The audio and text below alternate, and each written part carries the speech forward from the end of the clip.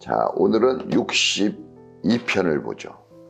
5절부터 12절까지 같이 읽겠습니다. 시작. 내 영혼아 잠잠히 하나님만 기다려라. 내 희망은 오직 하나님에게만 있다. 하나님만이 나의 반석, 나의 구원, 나의 요새이시니 나는 흔들리지 않는다. 내 구원과 영광이 하나님께 있다. 하나님은 내 견고한 바위이시오 나의 피난처이시다.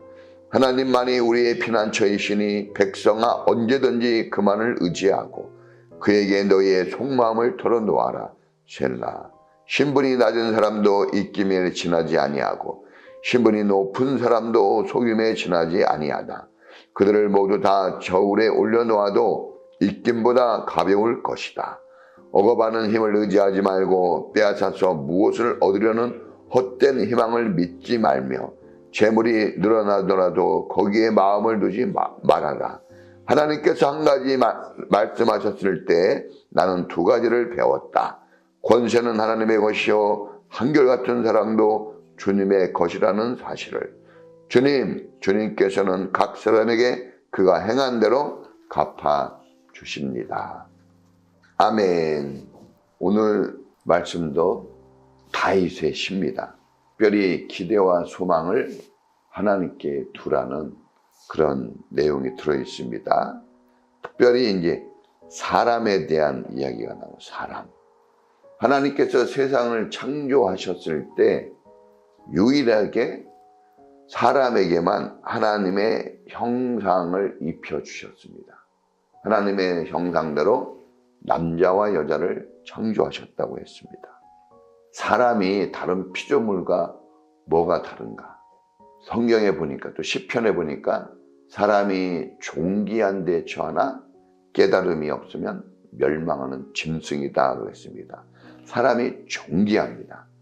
사람이 존귀한 존재로 만들어졌어요. 세상에 어떤 피조물도 존귀한 존재, 하나님의 형상을 입은 존재, 이렇게 표현된 피조물은 유일하게 사람뿐이 없습니다. 사람은 피조세계에서 최고의 가치가 있고 존귀한 존재로서 만들어졌습니다. 그럼 하나님의 형상을 입었다는 게 뭘까? 정확하게 성경에서는 이런 거다라고 말하지는 않았지만, 그러나 성경 전체를 통해서 볼 수 있는 것은 하나님께서 인간을 하나님과 대면할 수 있는, 하나님과 대화할 수 있는 유일한 존재로 만들었다. 생각하고 깨닫는, 깨달음이 없으면 멸망하는 짐승이라고 했습니다. 그러니까 사람이 하나님의 형상대로 만들어졌다는 것은 생각하는 존재죠. 그래서 성경은 예수를 생각하라 이렇게 말씀하고 있어요.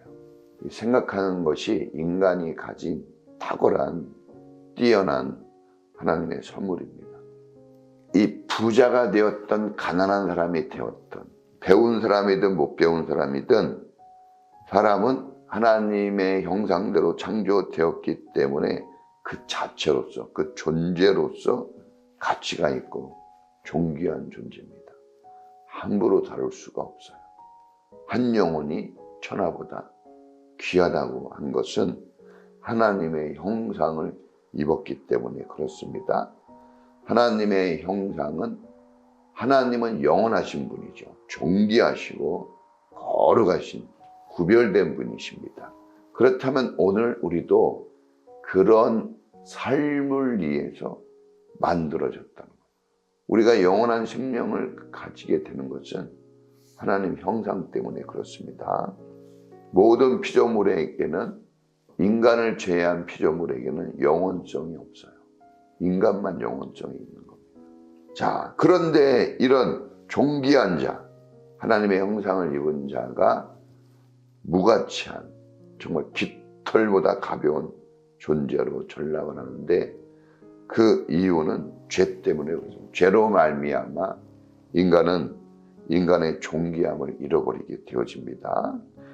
죄는 하나님의 통치를 벗어난 행위를 말합니다. 하나님의 다스림을 받지 않는 거예요. 반대로 얘기하면 자기 스스로 결정하고 판단합니다. 하나님이 우리에게 생각을 주신 것은 하나님을 생각하고 하나님의 말씀을 생각하고 하나님의 뜻을 생각해서 하나님의 창조 질서를 생각해서 우리에게 생각을 주신 것이지, 자유의지도 우리 마음대로 살아가라는 의지가 아니라 하나님의 뜻에 맞는 삶을 선택해 나가라는 의지예요. 그런데 자기가 왕이 되고 주인 되어 스스로 인생을 살아가는 것은, 그것은 대단한 어떤 특별한 탁월성을 가진 것처럼 보이는 그런 인간의 교만에 지나지 않습니다. 사실 스스로 무엇을 하겠다고 하는 것은 그 자체가 죄악입니다. 이렇게 하나님을 떠나 자기 생각과 자기 판단으로 살아가려는 그것 때문에 사람은 하나님이 주신 이 존귀함을 잃어버렸습니다. 하나님을 떠난 결과는 너무나 비극적이에요. 처참합니다. 오늘 이 깃털 같고 참 입김에 지나지 않나. 입김에 한번 하나님의 입김에 정말 입김보다 가벼운 사람이 대단한 것 같아도 죄가 그 사람에 들어가면 가지고 있는 모든 것들이 파괴되고 없어집니다. 그래서 이 죄악에서 구원하시기 위해서 주님이 하나님의 형상을 회복하기 위해서 우리 가운데 오신 겁니다. 그러니까 이 죄가 들어옴으로 인해서 소망이 없어진 거죠. 여러분 스스로 인생을 살아가겠다고 하는 사람은 소망이 없는 사람이에요. 우리가 하나님을 떠난 삶의 이런 결과들을 우리가 성경을 통해서 보면서 우리가 정말 하나님과의 그 관계성을 잘 유지하면서, 하나님께서 우리를 하나님과 대면할 상대로 만들었잖아요. 그래서 세상에 눈을 두지 말고 하나님과의 관계를 바라보면서 더 좋은 하나님의 선하시고 기뻐하시고 온전하신 그러한 우리를 향한 하나님의 그 삶을 향해서 우리가 나가야 될 줄 믿습니다. 다윗은 이 헛된 것들에 기대와 소망을 두지 말라고 합니다. 억압하는 힘, 세상의 것에, 물질에, 재물에 마음을 두지 말라고 합니다. 자, 우리가 그럴듯한, 우리를 속이는 두 가지 세상의 힘들이 있습니다. 첫째는 이제 권력. 권불 10년이에요. 여러분, 아무리 잘 나가는 것 같아도 얼마 지나지 않으면 꺾입니다. 동력 하늘에 떠오르는 태양, 밝고 빛나고 멋지잖아요. 근데 이거 얼마 안 있으면 낙조가 되어 사라집니다. 그런 것처럼 세상의 모든 것은 꽃은 시들고 다 모든 것들은 부패합니다. 그러나 하나님의 말씀은 영원히 선다고 그랬습니다. 그러니까 다른 것들에 대해 우리가 소망을 가지면 안 되는 것은 그게 사라지기 때문에 그래요. 다 없어집니다. 인간의 권력은 오래가지 못합니다. 우리가 지금 정치적으로도 보고 있죠. 오래가지 않습니다. 대단할 것 같아도 얼마 지나지 않아서 다 사라집니다. 특별히 인간은 권력을 가지게 되면 선을 위해서 쓰지 않습니다. 우리가 힘을 원하고 능력을 원하지만 사실 우리가 힘을 가지게 되고 능력을 가지게 되어지면 하나님의 영광을 위하여 그 힘을 쓰지 않고 자기의 욕심을 채우려고 자기의 유익, 자기의 이익을 위해서 인간은 그 힘을 씁니다. 그래서 사실 힘이 있다는 것도 불안한 거예요. 또 돈을 의지하지 말라고 그랬어요. 돈이 막 늘어나는 것에 마음을 두지 말라고 그랬습니다. 이 세상은 사실 돈이 지배하고 있다고 해도 과언은 아닙니다. 재물은 필요한 것이에요. 재물도 인간에 의해서 인간에게 필요한 것이기 때문에 있는 것입니다. 그러나 이 돈의 속성을 알아야 됩니다. 돈은 그 돈을 가지고 있는 주인에게 절대로 유익을 주지 않습니다. 돈은 인간을 타락시키는 힘이 큽니다. 인간을 타락시켜요. 돈이 필요하긴 한데 돈이 많아지면 반드시 사람을 타락시킵니다. 반대로 구원하는 힘은 없습니다. 돈이 있을 때, 물질이 있을 때 우리가 뭔가 대단한 힘을 가지게 되어지고 뭔가 변화된 새로운 삶을 꿈꾸지만, 그런데 물질은 사람을 타락시키는 힘은 있어도 구원시키는 힘은 없습니다. 그래서 우리가 이 경계심을 가져야 돼요. 필요한 것이지만 경계심을 가져야 됩니다. 힘도 있어야 됩니다. 그러나 힘에 대한 경계심을 우리가 항상 가지고 있어야 돼요. 육체의 쾌락을 위해서 우리는 돈과 권력을 씁니다. 결국은 우리에게 주어지는 힘과 물질은 우리의 정신과 마음을 흐리게 합니다. 분별력을 떨어뜨리고 판단력을 상쇄시켜서 하나님의 말씀에 대한 우리의 뜨거운 열정들, 마음들, 하나님 순종에 대한 우리의 믿음들이 흐려지게 됩니다.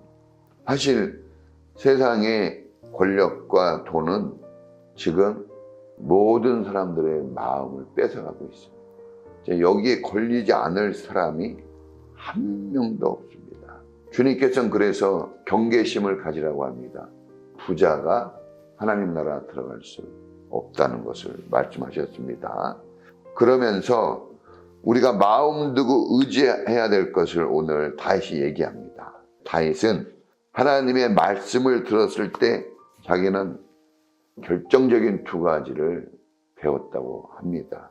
자, 하나님의 말씀을 우리가 듣고 배우는 자세가 중요합니다.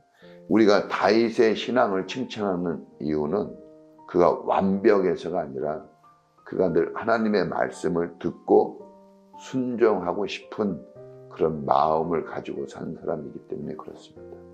하나님 말씀을 듣고 하나님 말씀대로 살 힘이 있지는 않았어요. 우리가 성경을 보면 다윗이 우리보다 뛰어난 건 사실이지만 여전히 다윗도 무능한 한 인간에 지나지 않습니다. 왜냐하면 마음은 먹었지만 마음 먹은 대로 살지는 못해요.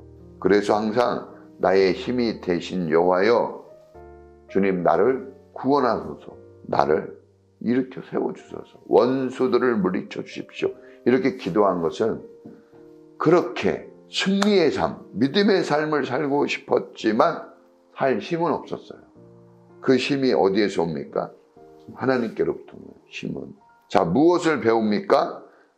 첫째는 사랑은 하나님에게만 있다는 거예요. 한결같은 사랑. 하나님이 왜 우리를 구원하셨을까? 왜 하나님이 우리를 이렇게 모든 피조물보다 뛰어나게 하시고 왜 이렇게 우리를 하나님의 형상대로 만드셨을까? 왜 생각하는 존재가 되게 하시고 하나님의 말씀을 들을 수 있는, 하나님이 우리에게 말씀을 주신 것은 우리가 대화할 수 있는 상대라고 그랬잖아요. 사람에게 주신 겁니다. 어느 누구에게 주신 게 아니에요. 왜 이렇게 하셨을까? 사랑하시기 때문에. 사랑. 어떤 무엇으로도 해석이 안 돼요. 왜 우리를 십자가에서 죽으면서까지 구원을 하시지?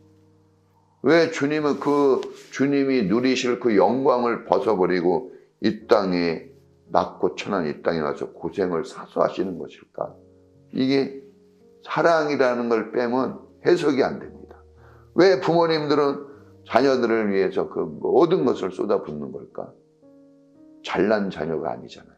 항상 잔소리를 들어야 되고 항상 불안한 그 자녀들을 위해서 희망과 기대를 가지고 합니다. 근데 실제로 무슨 희망이 있어요?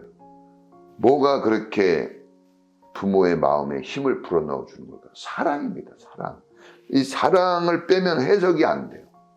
하나님이 세상을 이처럼 사랑하사 독생자를 주셨다고 그랬습니다. 그리고 독생자를 믿는 사람에게는 구원이 이루어지겠다고 약속했습니다. 그러니까 하나님의 사랑을 입은 사람에게 구원이 있는 거예요. 할렐루야. 우리가 믿어서 구원이 있는 게 아닙니다. 하나님의 사랑 때문에 결국은 우리가 구원의 자리에 가게 되는 겁니다. 그래서 하나님의 사랑, 이 한결같은 하나님의 사랑, 사람에게는 이런 게 없어요. 그래서 하나님만 소망하고 기대를 가져야 되는 것입니다. 변함이 없습니다. 사람은 아무리 사랑하고 좋아하는 것 같아도 환경과 상황에 따라 달라집니다. 달라져요.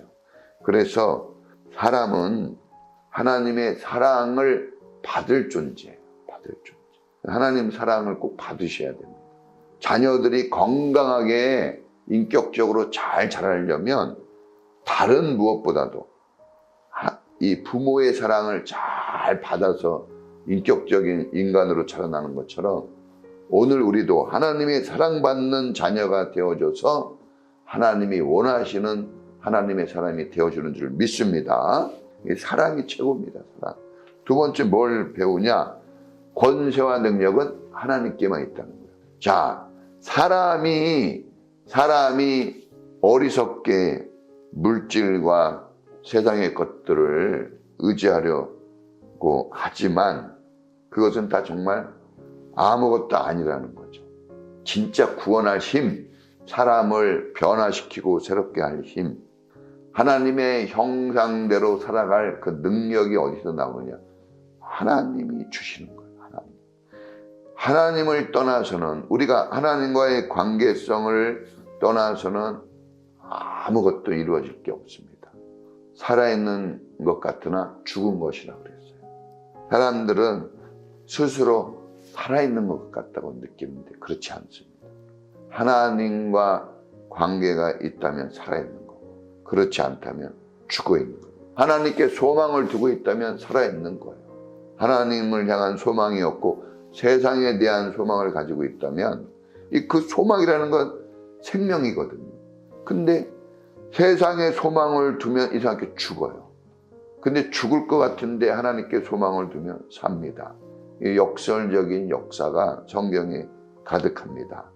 다윗은 결국 하나님께서는 사람이 행한 대로 갚아주신다고 그랬어요. 소망을 하나님께 두는 자에게, 기대를 하나님께 가지고 있는 자에게는 거기에 대한 생명의 보답이 있습니다.